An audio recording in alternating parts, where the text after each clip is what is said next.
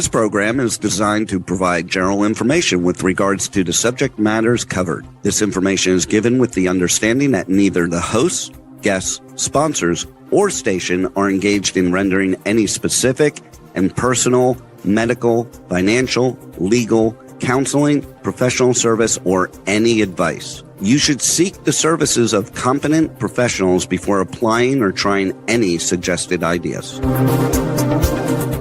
The information contained in this podcast is intended for informational purposes only and is not a substitute for individual professional legal advice. The podcast information was carefully compiled from vetted sources and references. However, R.O.S.E Resources Outreach to Safeguard the Elderly cannot guarantee that you will not fall victim to a scam. Let's talk about scams. It's the must-listen show for anyone who wants to protect themselves and their loved ones from scams. Every Tuesday at 8 a.m. Pacific Time on K4HD Radio, Joyce Petrowski, founder of R.O.S E, and her guests will provide valuable insights and practical tips on how to recognize and protect yourself from scams. And now, here is your host, Joyce Petrowski. Welcome back, everyone. I'm Joyce Petrowski, founder and board president of R.O.S.E Resources Outreach to Safeguard the Elderly. You can find more information on our website at roseadvocacy.org. You'll find our social media links on the homepage, and if you scroll all the way to the bottom, you'll see where you can sign up for the newsletter. We do one via email, has a lot more information, but we also do one that we send in the mail, realizing that not everybody likes to get their information and read it on email. So you can sign up for one or both as a way to continue to get this scam prevention education and to help build your healthy skepticism, because you need that in today's world with how rampant the scams are running. So today we have a guest. His name is Erin. He has been in the cybersecurity industry as a leader for a number of years, and he's going to share his experience.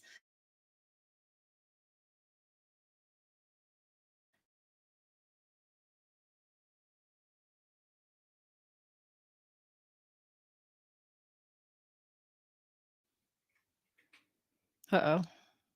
Where's Erin? There. Can you hear me, Joyce? There he is. Hey. Like he left already. No. How are you? Yeah.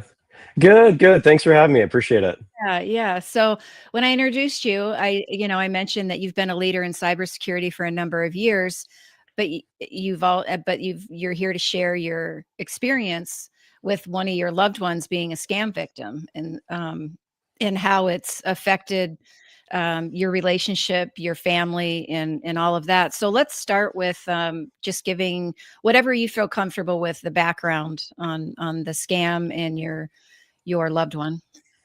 Yeah, absolutely. Yeah. So this started a number of years ago, and that's actually how I came in contact with you and found R.O.S E, because it became one of those things that was incredibly frustrating to see happen to a loved one, and especially being have worked in worked in cybersecurity and led teams, and just the resources that are simply non-existent and not available out there, because this is really comes down to, it's really not a technical problem, right? It's a human problem. It's an emotional problem. And so, for us, it started a few years ago with my father-in-law, and it starts really small. And so I think the thing to think about is just to notice those little red flags that come up. And so for us, it started maybe 4 or 5 years ago. It was right around COVID times. I remember really specifically because it had started right leading up to Thanksgiving. Okay. And we got a kind of a weird exchange text message where he had asked for, hey, I need a little bit of extra money or whatever. I'm going to be, because our loved one, my father-in-law, was very dedicated to a church, very involved, constantly, working on projects with the church to, feed the needy. And so one of the things that came up was that he said, can you maybe send me $200 for, we want to buy some turkeys or whatever it was that we're doing for this thing. Right. And we didn't think much of it at the time, but like in the back of your mind, you're thinking, oh, it's kind of a strange thing, right? Because normally very disciplined, fixed income, but very disciplined, very good with it. Right.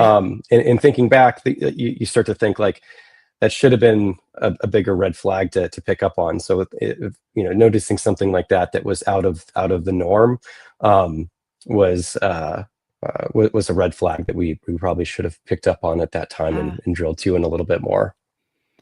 Yeah, it's like you said, your father-in-law was very disciplined. He's on a fixed income, which a lot of older adults are on a fixed income, and he was very disciplined. So he had a budget and he stayed within that budget and all of that. And so being scammed would have been probably your last thought, Exactly. and he was very involved in his church and helping those less fortunate and all of that. And so you're like, okay, well, it makes sense that he's going to be helping people with turkeys at Thanksgiving time.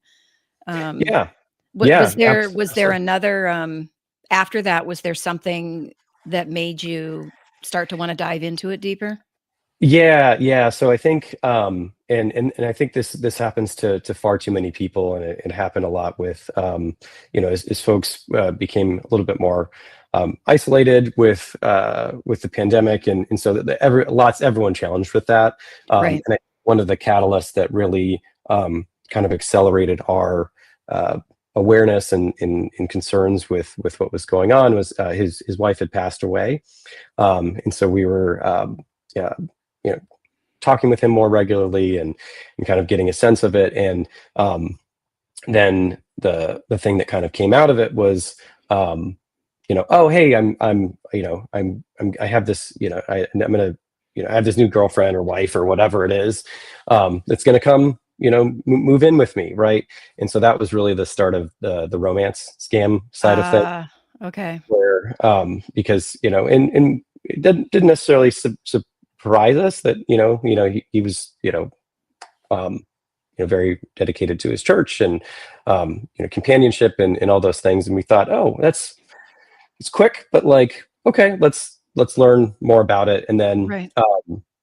at that point, once we learned a little bit more about that, he started opening up and sharing, and then you start to realize that you're um, you know in the midst of a pig butchering scam, because it's it kind of followed all the same patterns of um, oh, they're going to come move with me. Oh, they can't move. There was a car accident. Oh, yeah. And now they're in the hospital. We just have to send some money to release them from the hospital. Um, and so in those situations where it's really challenging, and then that's where I started doing the research to try and find, like, how do you talk to someone with this, because there's no reasoning, right? Because in Right. their mind, that person's real, right? Like, that's a loved one that they Absolutely. care about, that's in the hospital, that you're saying, hey, Absolutely.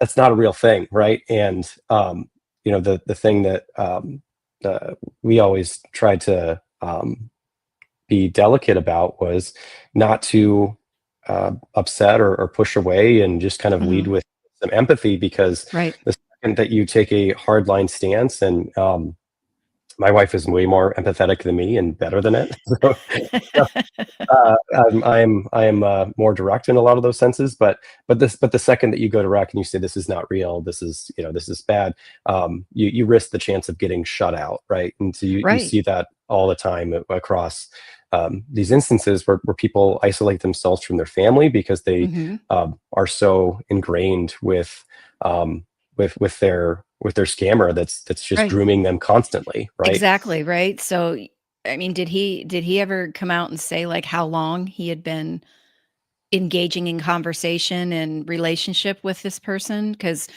you know, we always say with the romance and the pig butchering and stuff, there's grooming involved, right? And Hmm. the longer they're in it, the harder and harder it is to try to get them to understand, while yes, this person is real, they're not who they say they are. They're not in the hospital. And Hmm. Dr. Martina Dove was on last month, and she even said, you know, people have to understand that the groomer is a real person. It's Mhm. someone that the victim believes, has invested a lot of time with, and it's extremely difficult to change their Oh yeah. mind. Oh, 100%. Especially, it becomes much more challenging in a remote situation where we live in different states, Hmm. and so we live for those few moments where either we travel to go be there, and we had done that a couple times, and I'll kind of explain and talk about that in a second here. But this was with him all the time, All the right? time. Yeah. All the time, Yeah. and it's just, yeah, a constant stream of messages and contact. And but to your original question, um because we later kind of found out that I think it had been going on prior to that, where there was some inheritance things kind of going on, Oh, um okay.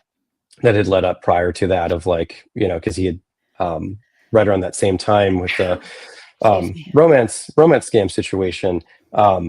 He'd also sent a link that said, "Oh, what do you think of this house? Oh, it's going to be mine. It's Oh, wow. it's Okay. going to be inherited, right?" And so, with many of these situations, you become a you're a target rich environment. Your phone number becomes available, Hmm. and he was just getting propagated with multiple different types of things. And so, And he so we was think it was vulnerable happening because before. he had just lost his wife, right?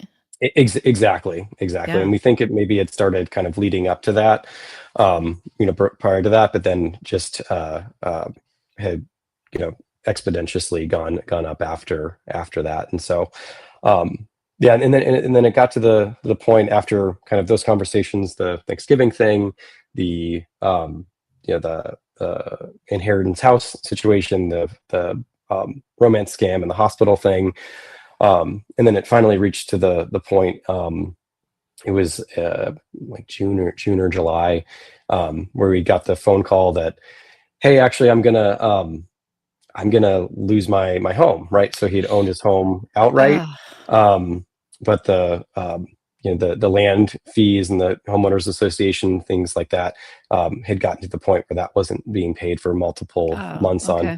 months on end, where the terms of his, the community that he lived in dictated that Right. his house was going to go up for auction if he didn't settle up Wow. those things. And so, um, when we got that phone call, we'd sort of been aware and having those conversations that, we knew it was, you know uh, absolutely, I'm not going to, send you a check. I'm not going to wire you because I don't know where it's going to go.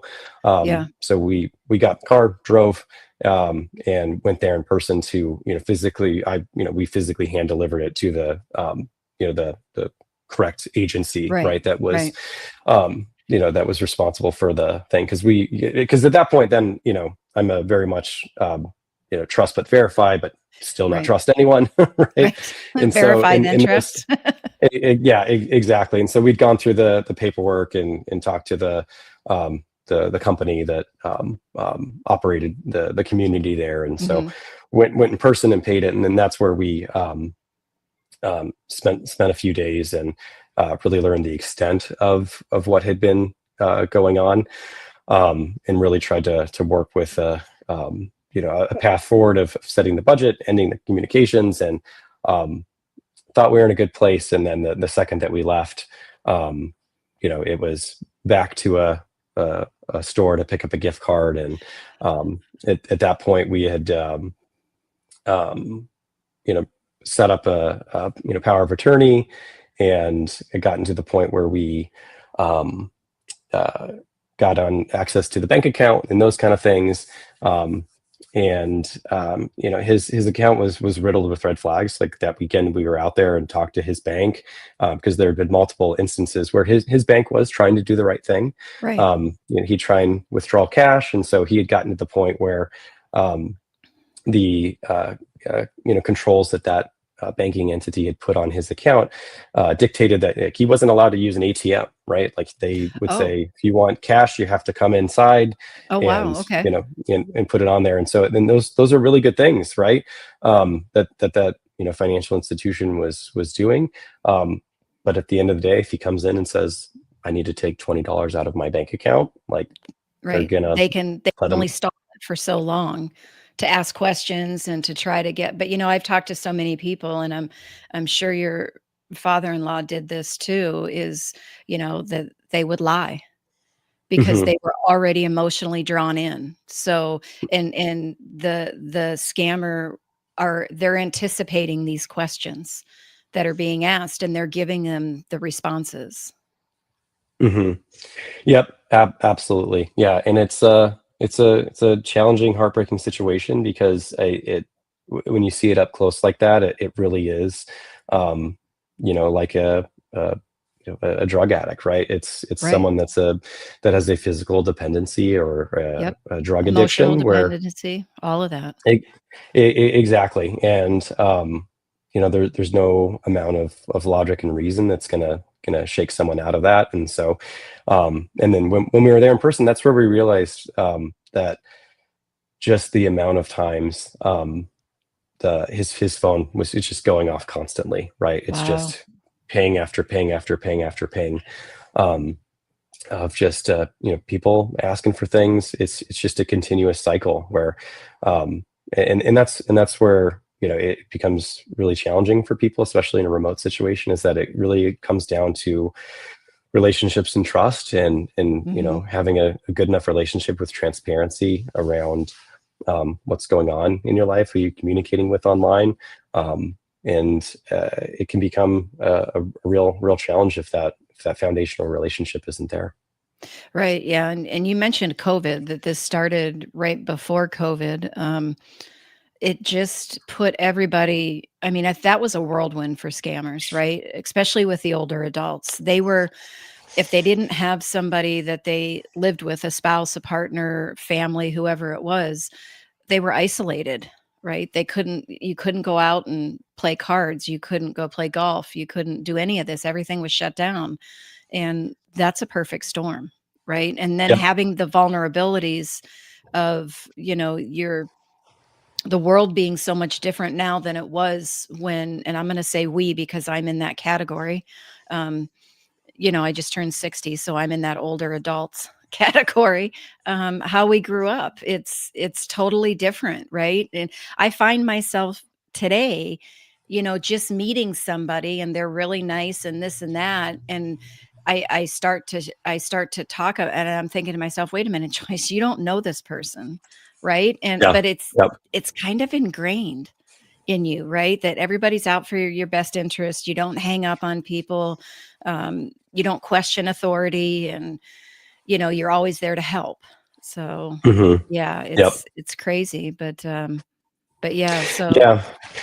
Yeah. And that was a big kind of recurring theme that we talked to, because, like I said, he was very heavily involved in his church, and so I think part hmm of the when we had gone out there and started to get in contact with some of the leadership from his church and some of the folks that had kind of seen it firsthand, is okay, those they were our eyes on the ground.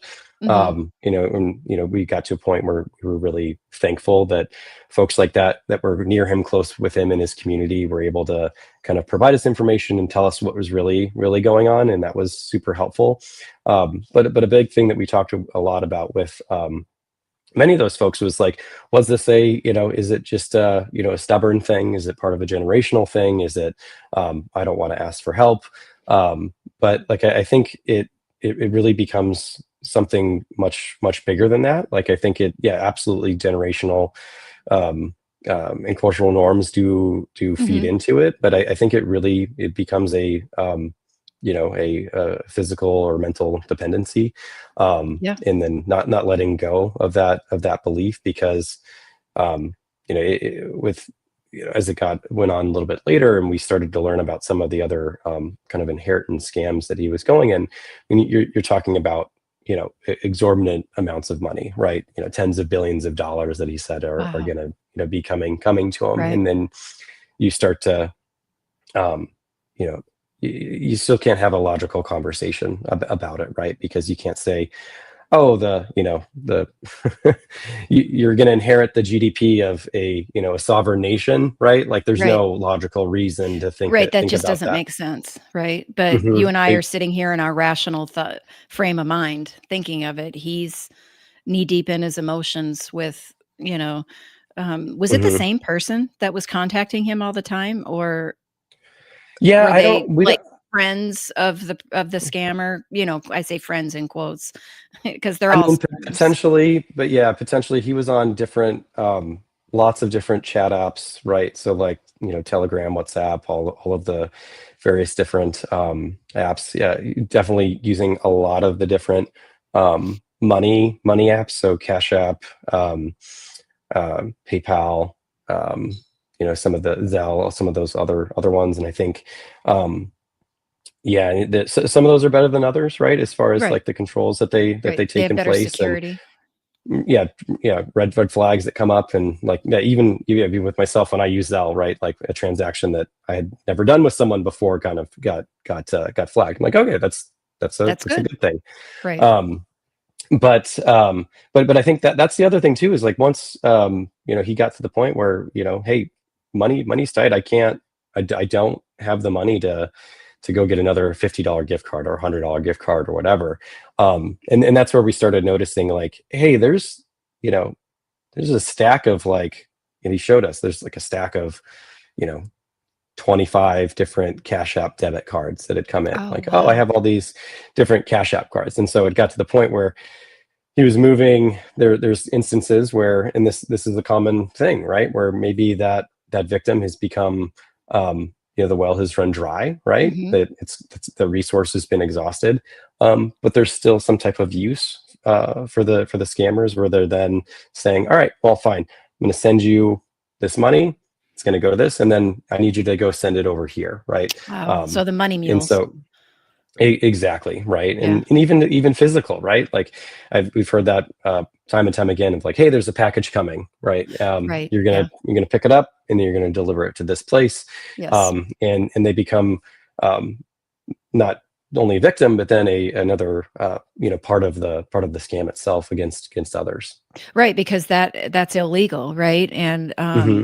in I think Brian, on one of his last episodes he had Martin, who's a retired FBI agent, on, and they talked about money mules and how a lot of the older adults are victims in the money mule because they think they're just doing someone a favor, being nice to them, when in essence they're now entwined in this illegal activity, and they don't know it until law enforcement comes to their door and says, listen, this is illegal, you need to stop, right? Yep. And Yep. Absolutely.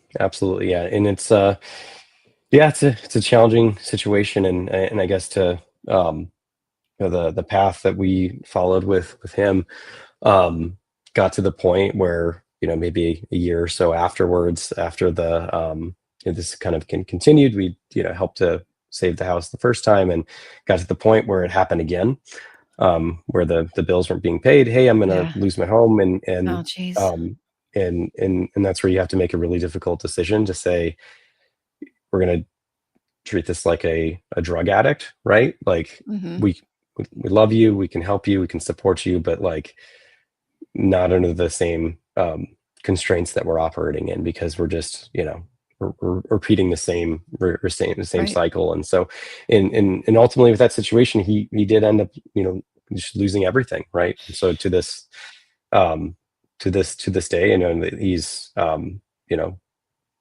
safe and around. There's still people in his community that are helping him, but it's still going on to this day. Oh, he's still engaging, and Hmm. wow. Yep. And so, yeah, and it's challenging, because I think, it just has to get treated like a mental illness. Folks need to be able to get, intensive behavioral therapy, to be able to realize, and again, going back to like what I said of finding R.O.S.E and coming on the board here and being able to help with the mission, is because Right. there's a real lack of resources, right? When something like this, especially someone like myself, who's been in cybersecurity, and seen these, various scams and attacks on a daily basis, um, and then to just kind of feel helpless. You're like, what do you do? How Right. do you help this person? And then I try to look at it from a logical problem solving perspective, and it has to be attacked with a behavioral therapy, empathetic approach to be able to Right. address it, right? Because it's not a, there's no amount of technical controls that you can put on your life, right? Everyone's Right. got the bank makes you put multi-factor authentication to log into your accounts. Right. The lots of people use password managers, right? People Right. don't use the same passwords, but again, it's not someone that's breaking into your house and No. smashing a window and then coming in and stealing all your things. It's you opening your door, welcoming someone in, Exactly. You are and then willingly giving him this. Yeah. exactly, yeah. And that makes it, I've read a lot of stories where the victims are like, why didn't the bank stop this? Or they've trying to go back to the bank to get reimbursed or get their money back. And it's like they can't, because you willingly gave this money away. Yes, you were under, and I'm not a psychologist. Martina would know the correct term, but maybe emotional distress or something Mhm. like that. But at the time, right? We've asked you all these questions. You gave us answers as to what you were doing with the money, and in the end, it's your money, right? And unless somebody has power of attorney, or someone's on the account with you, or I mean, I don't know what all banks. I think their hands are tied to a certain extent. Um, Mhm. there's Yep. probably more things that can get implemented in the future that would make it more of a deterrent. But like you said, at the end of the day, if it's the person's money, and if they want to get it out and they're going to lie with some excuse, then they're going to get the money to do with it as they please, right? Mhm. It's really difficult. Yeah. And that's why getting, so like what we tell people with Rose when I'm in these presentations, our goal is to get you not to go to the bank, not to go to the ATM machine, not to go to the store to buy the gift cards, because once you do that, you're already in that emotional state, and Mhm. you're just going to lie in order to get the money, to do what you need to do to get somebody out of trouble, to get your prize, to help your girlfriend or boyfriend, or whoever it is. Mhm. And so that's why I think what we do is so integral. It's to get people to understand, one, that these scammers are out there, and Mhm. the world is so much different now than it was back in the 70s and 80s. And you lifted up your cell phone before.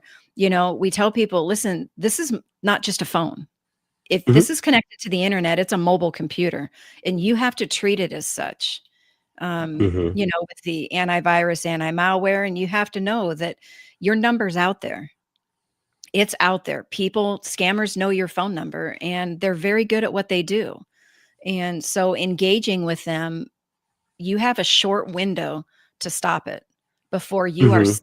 in essence sucked in, and you're doing exactly what they want. So, and social engineering, I don't know if we talked about that. That's exactly what you were talking about, was the Mhm. emotional exploitation and the social engineering. And you said it's not a technical issue, it's a Mhm. human issue, and that's the social engineering part of it. Yep. Yep. And which is so difficult, and you've lived through it. And if it started back around COVID, you've been going through this for over 5 years.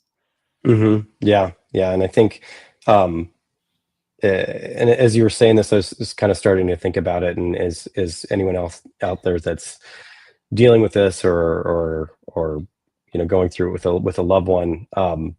It's a really good book called The Power of the Habit, and it Okay. really talks about um, the habits that we have, and the processes that we follow to keep and maintain good habits, bad habits, whatever it may be. Mhm. But a key thing with it, and I think about this with anyone that's going through a scam, is that there's a trigger, a ritual, and then a payoff, right? And so when you think Mhm. about these scams, that trigger is constantly going off, right? Yep. It's a trigger of saying, hey, I need, just 20 more bucks and we'll release the funds and then you'll get it. Right. And then there's that ritual of, either going and getting the money or getting the gift card or whatever Hmm. it is, and then sending it off.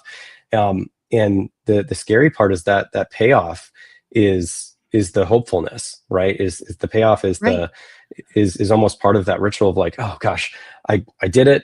I'm gonna get to meet my loved one now. I'm gonna get this large inheritance. This house Hmm. is gonna be mine, right? And then the cycle repeats itself, right? And so I Right. think that's something that they've really, really keyed in on.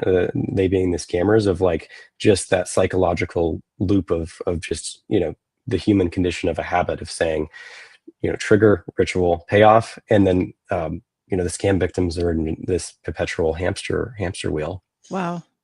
That's just, and like you said earlier, I think I've often said scammers, they want one thing. They want all your money, right? They want all your money. And then, once they've gotten all your money, they still will use you in an illegal, money mule, or they're going to steal your identity to get more money. Um, and I've heard from some people in the presentations, they're like, "Well, I don't have any money to give." And so they think they're safe. And it's like, you're not Hmm. safe. I said, they can steal your identity and get all this money, and then you're left to clean the mess up, Hmm. and if you're fine cleaning a mess up like that and having to go through all that, then, more power to you. I'm not. I think you remember, I had my identity stolen a year ago with the tax return. And Yep. it was frustrating, right? Because Hmm. you're on hold with the IRS for 2 hours, and right, you have nobody plans 2 hours in their day to be calling the IRS, right? That's just Yep. not in Yep. your day. Um, but yeah, there's a lot of different things that they can do, and then at some point, sometimes the victims then realize, oh my gosh, something just snaps in there and gets them out of that emotional state, and they're thinking rationally, and they realize it's a scam. The psychological effects Oh, it's it's of it's that shame, it's is now humiliation, it's it's all yeah. over again, right? Hmm. Um, and it's just, oh my gosh, I don't know. It's That's why I'm like, everybody needs this preventative education, right?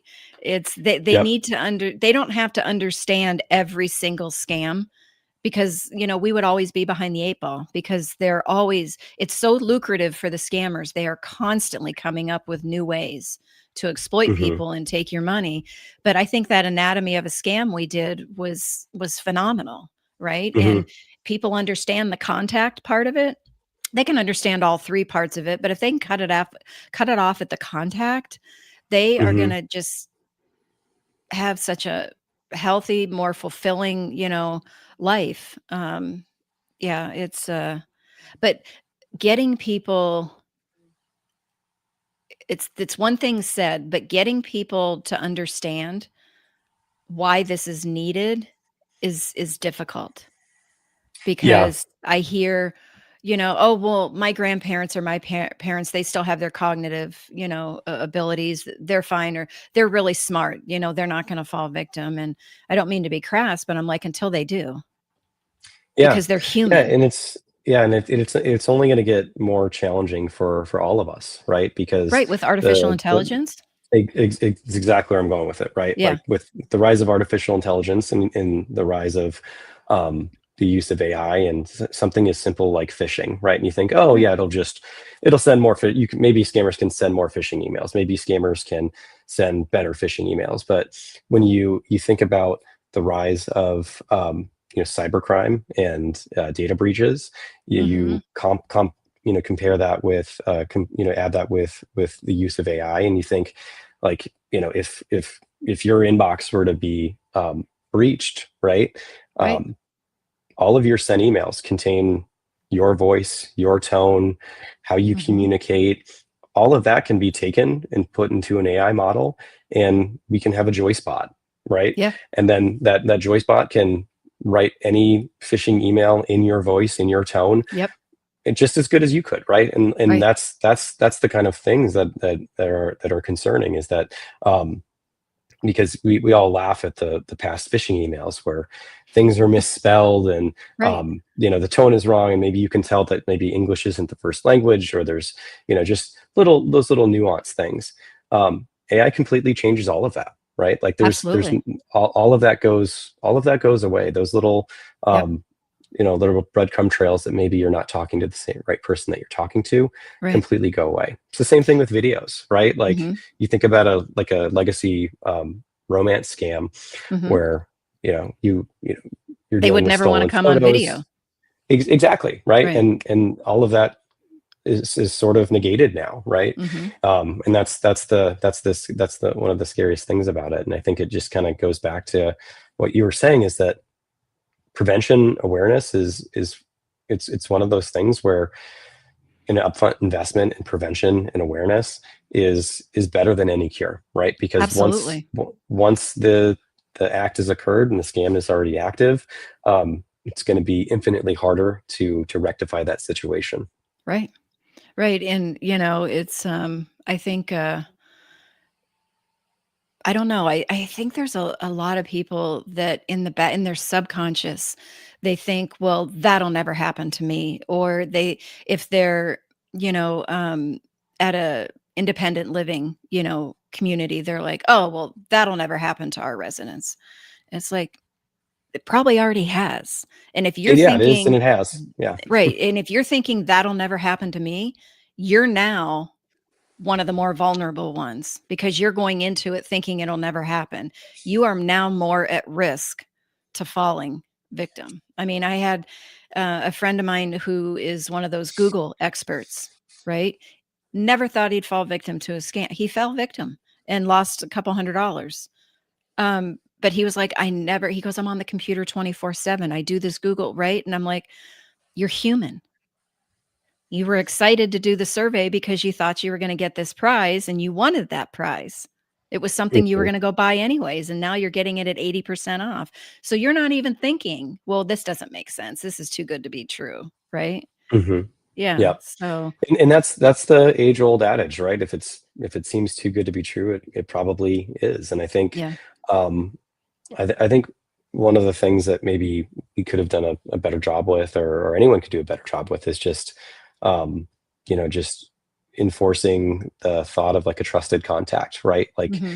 if someone is reaching out to you, um, blindly, right? Like it's the same thing with children, right? Like there's a ton of really really good controls that Apple and Android put in place to support trusted contacts, right? So when you set up a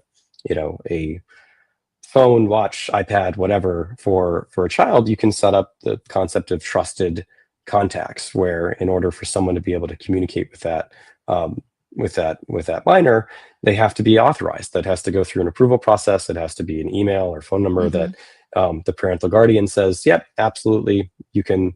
This is Billy or Susie's phone number or Right. their email, and you put them in as authorized contact, and anyone else just gets deny listed. Yeah. And that's something that, as a general concept, that everyone should think about, is like if get a text message or um, social media message that just not going to respond to that, right? Most people shouldn't. Right. Right. Wow. Wow. I was just thinking back to what you were talking that your father-in-law is still, as far as you know, involved in it, but has lost his home. Thank goodness he has people, friends, church friends where he lives that are helping him, and that you guys have contact with, so you can keep tabs on what's going on. But wow, I'm sitting here thinking, well, what is there just some way to say something that's already been said that maybe will, for lack of a better term, snap them out of it, right? But Hmm. uh, Yeah. that's tough. Yeah, That's really and it tough. takes, yeah, it can be really tough. And I think the other piece is that it takes, to your point, you often ask yourself that same thing, is like, what can I do differently? What can I do to snap them out of it? And I think that's another piece that it takes a toll on the loved ones Hmm. that are involved, because they think constantly like, what can I do to stop this? What can I do? What could I have done more? And you end up in this kind of self shame, self blaming cycle, where in all reality, like, it depends on where they are in the state of the scam, but like, Right. there's not a whole lot that you could have done, because again, it's exactly like a drug addict, right? Is that Right. just like you can't, they say you can't get sober for other people, or you can't, stop doing Right. drugs You for other have to people. do You it have for to do it for yourself. yourself. Right. Exactly. Right. And I think that's the same mindset and methodology that folks need to think about with scams. And so, but still at the same time being supportive and helpful, and being there emotionally for someone, and caring for them. But at the same time, there's no amount of reason or logic that can get through that Yeah. barrier. And I think that's difficult for some people. It puts them into, they might start leading with empathy, but then I think frustration comes in, and you have to be very careful with that, because you're thinking reasonably and logically, they're not, right? Hmm. They've been brainwashed, right? To think a certain way, and the scammer that they're dealing with, like Dr. Dove said, is a real person. And to Yeah. them, it's one of their trusted people, right? Yep. Just like a family member might be a trusted person, just like a good friend might be a trusted person.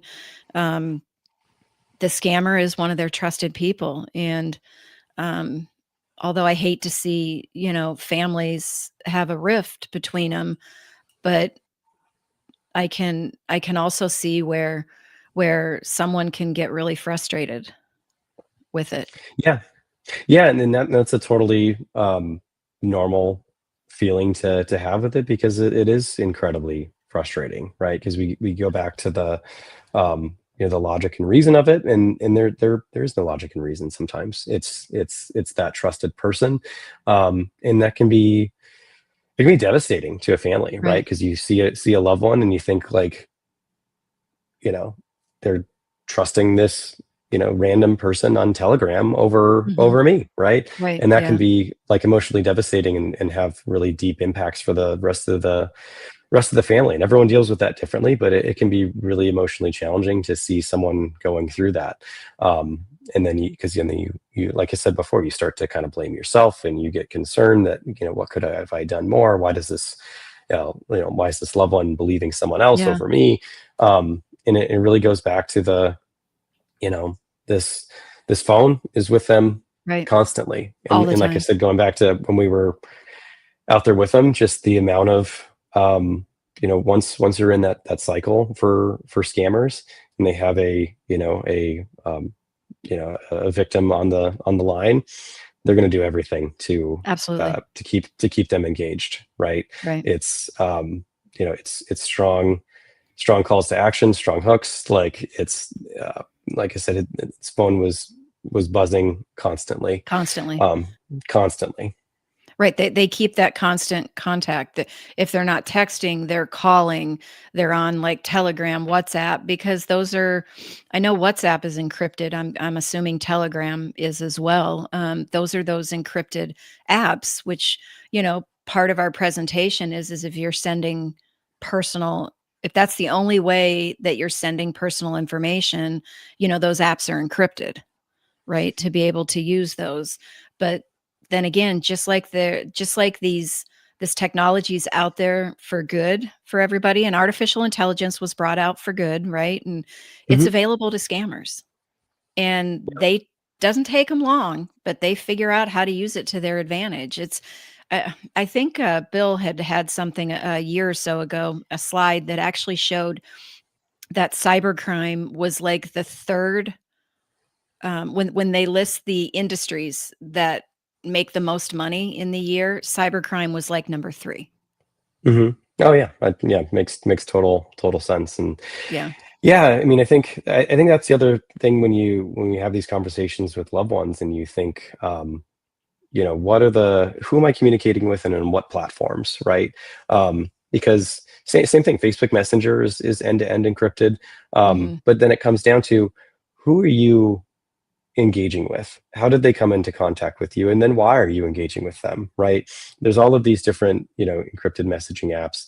Um, and some are, they serve a very valid purpose, right? Hmm. End-to-end encryption is super important for protecting the confidentiality and privacy of messages being sent from one person to another, and then doesn't let the organization in the middle read, or if it's intercepted, right? I think that plays a really, really valid role.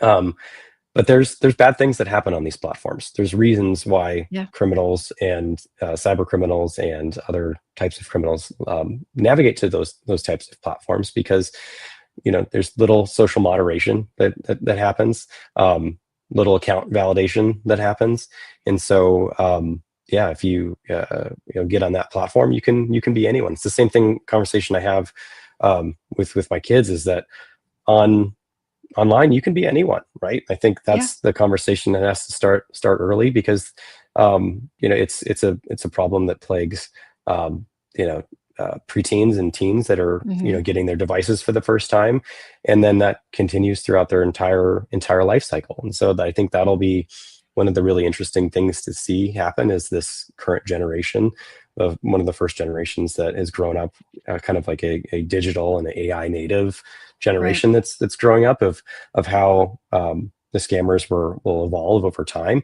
because crime is never going to go away. It's just going to continue to happen. Right. It's just that how we um, increase that awareness and learn and grow with that, to get an understanding of how this next generation is gonna grow up with it. Yeah. Yeah. It's wow. It's yeah, I think back, like I said, to when I grew up, and man, totally different world. Totally different. I was watching a Facebook reel last night, and there was some lady on there talking about, she was like, during the day, we were not allowed inside the house. We had to be outside. And companies made ads to remind parents they had kids that were outside. Right. And it was just like, it was like, yeah, because, some people didn't have a TV, right? Other people had TVs, but they were off all the time. It was like, go outside and play, right? Yeah. But back then we didn't have to worry about, you know, someone coming along and snatching us. It just didn't Hmm. happen, right? I mean, it happened, but it was so rare that it happened. Um, um, Hmm. you just didn't have to worry about those things, and now with all of the technology, like you said, everybody from whenever they get a phone, right? They're on it constantly, Hmm. Yeah. right? And Yeah. And I they think, can be whoever they want, and whoever they're talking to can be whoever they want. A lot of people hide behind social media, texting, all of that stuff. yeah, exactly. And I think that's the expansion of the realm of possibilities, right? Because when you think about um, you know going outside, right? Like, and I think about this in this conversation I have with my kids all the time. It's like um, there's much more risk in the internet, and with that, in unmonitored, uncontrolled Mhm. internet, than the physical proximity thing, right? Because you can control physical proximity. There's less people. Um, Uncontrolled, unmonitored internet access at any age is significantly, you widen your, who can take advantage of you or who can Right. contact you, becomes the entire world, right? Right. Versus those that are in physical proximity, and that becomes much more dangerous. And also because, like, to your exact point, is that you can be anyone, right? It's Right. that is the key recurring theme across all of these scams, is that someone pretending that they're not. Right. Yeah. I mean, it's you lose a lot more control online, and you can't control what the other person is doing, saying, whatever. The only thing you can control is your action or reaction or lack thereof, right? Mm-hmm. You just say, I'm not responding to this, right? I constantly get text messages from a random number with just a very innocent text that I would normally years ago respond to with, sorry, you have the wrong number. And Mm-hmm. then they respond with something to get you into a conversation. A friend of mine told me recently they responded like wrong number, and then they responded back. And after a couple times responding back and forth in conversation, my friend realized, wait a minute, what am I doing? I don't know this person, and then cut it off. But that's how a lot of times it started, is just these random, right, messages, and your control is yourself. You're either in action, action, or reaction. So, Yep. Yeah, absolutely. And yeah, I mean, I think, like, don't get me wrong, I love all of those, scammer wasting time videos that yes. I see, and and I think there's some folks that do it really, really well. Yeah. But I think your average person that, um, it's just a validation, right? You pick up that phone, you respond to that text message. Um, it's just a validation that, yep, this is the target, right? Mhm. Like, this is a phone that works with the person that picks up. Yep. And then you just you go on another list for, because if That it's you not engage. romance, Yep. it's not romance, it's inheritance. If it's not inheritance, it's IT support, right? So you just kind of go down that iterate that list. Yeah. But yeah, that's the thing. It's like, yeah, like I said, don't get me wrong, I love all of those videos. I think they're good. I think there's some folks out there on YouTube that make really great content, Mhm. specifically around that. But I think your average person that, it's better to, like, just like I said, with setting up, a phone for your kids, is setting up a trusted contacts list that just denial lists everyone that you haven't approved, right? Yeah. That's the model that many companies have gone to, right? Is just a zero trust mindset and Yeah. methodology of deploying technology that just you assume breach, you Yep. assume scam, right? Like, you just Yeah. build your life in this model of this is not a trusted contact, I don't know this person. Just filter that out of my life. Like, Right. I think that's one of the mindsets that we just have to adapt. And that's all part of the healthy skepticism, right? You don't have to then get farther into it and start asking, then going back and verifying and all of that. You're just like, nope, don't know this person. Zero trust. Get rid of it. And if you, like you said, you get on a list, you start responding, you get on a list that it's a valid phone number. Somebody will answer, will respond back to you. And scammers are so good. You might not fall for the romance one or the inheritance, but guess what? You fell victim to the IT support. They're just going to keep hounding you and hounding you and hounding you. And Yep, exactly.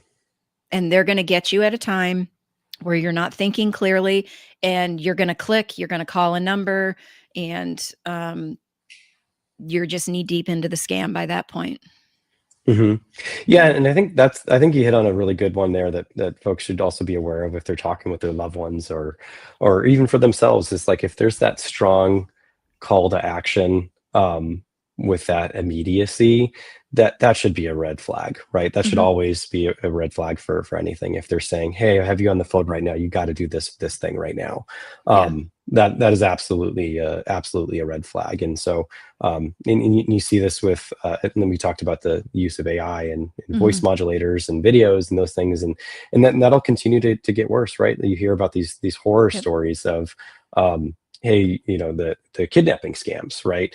Like, hey, you hear, a voice that sort of sounds similar to a loved one, or whatever it Mhm. is, and there's that Or strong call to sounds just action. like the loved one, right? Exactly. And so, the use of AI is going to continue to propagate that and advance that.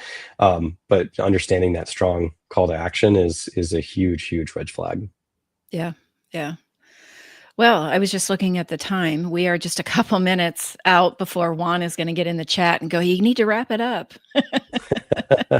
So, thanks, Erin, for coming on and sharing your story. And I'm going to say some prayers and hope that your um, father-in-law is able to realize the scam and get his life back on track in a good way. Yeah, Yeah. absolutely. And I appreciate that. And yeah, for anyone out there listening, just talk to your loved ones early and often, right? You can start as Hmm. as young as your nieces and nephews and children. And I think like we talked about before, the whole reason I became involved with R.O.S E because as a security professional, I felt helpless and I didn't know where to go. And these resources and education and awareness are fundamental to preventing this. Hmm. And so, but we can't do it all. You can't do it all. We have Right. to enable everyone to be able to have those tools and resources to go have conversations just like Right. this one, to be able to educate and make aware, so folks um, start to have that in the back of their mind Right. as they go through their normal daily lives. Right. Right. Absolutely. All right. Well, thank you again, Erin. And um, I'll see you in a couple weeks at the board meeting. Yep. Yep. All right. All right. Thank you. Thanks. Bye-bye. Bye. Bye. All right, everyone. Wow, that was quite the story. We hit on romance scam, inheritance, money mules, all of that. And so, as Erin talked about with his experience, the best thing we can do is to continue to talk about scams and understand just basic understanding on how scams work and have that trusted contact. You want to be able to um, have that especially on your phone, right? um as Erin equated it to the kids, right? Nobody gets to be in your contact list unless they've been verified by your trusted contact, which for a child is normally going to be the parents, or their guardian. But having this education, this awareness about scams, and you don't have to know every single scam and how every single scam works, but having the awareness about scams in general, and then putting things in place that can help protect yourself. But we all have to remember that we're human. And by being human, we are susceptible and vulnerable to falling victim to scams. And so we have to watch out for each other. Um, Getting regular education on scams is really the best way to keep scam prevention in the back of your mind. We have a lot of ways that you can do that. Yet we have the in-person program where we come out and go over all of this. Get on our website and we've got a tab that says schedule your presentation and have us come out to talk to your group. There's also our social media channels. Right now, we're still not back up on Facebook. We're working on it. I'm hoping it's going to be soon, but it's been about a month now that we've been down.